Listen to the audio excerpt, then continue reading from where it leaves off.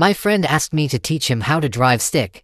He crashed my car and wanted me to lie about it. I'm 28 male, and this happened with a friend I'd known since high school. We weren't just casual friends either. Same group, same trips, same brother speeches after a few drinks.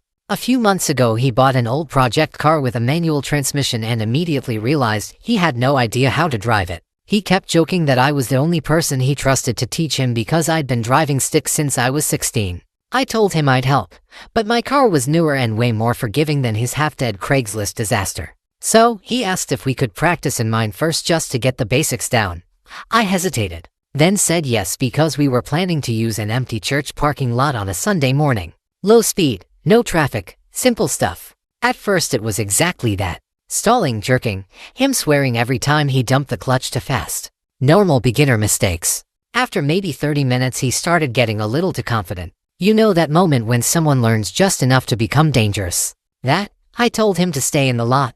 He nodded. Then the second we got near the exit, he rolled forward like he was just repositioning, then suddenly pulled onto the side street. I told him to stop. He laughed and said, "Relax, I got it."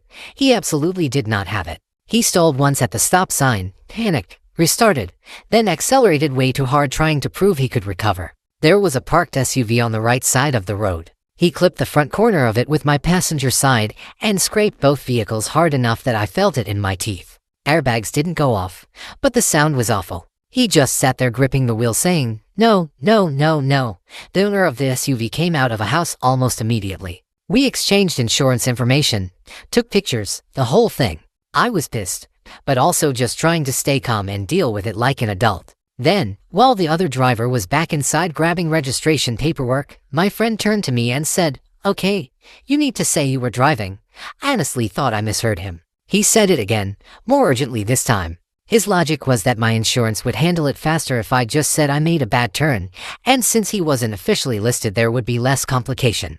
I just stared at him. My car was damaged, somebody else's car was damaged, and his first instinct was to make me commit insurance fraud so his pride wouldn't take the hit. When I said no, he got defensive immediately, said I was overreacting, said accidents happen, said I was acting like he did it on purpose. That wasn't even the point. The point was that the second something went wrong, he stopped being embarrassed and started looking for a way to hand me the consequences. I told the truth, filed the claim, and paid my deductible. He paid me back eventually, but in pieces, and acted annoyed every single time I reminded him.